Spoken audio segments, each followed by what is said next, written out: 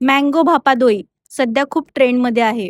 बंगालच्या पारंपरिक भापादोईला आंब्याची खास चव देऊन तयार केलेलं हे डेझर्ट आज आपण बनवणार आहोत.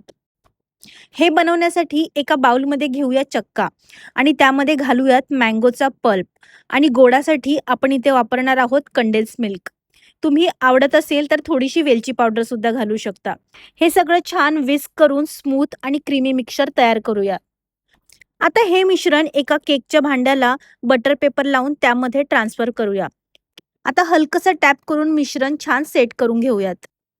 त्यानंतर ॲल्युमिनियम फॉइलने कव्हर करून मध्यम आचेवर 25 ते 30 मिनिटं छान वाफवून घेऊयात.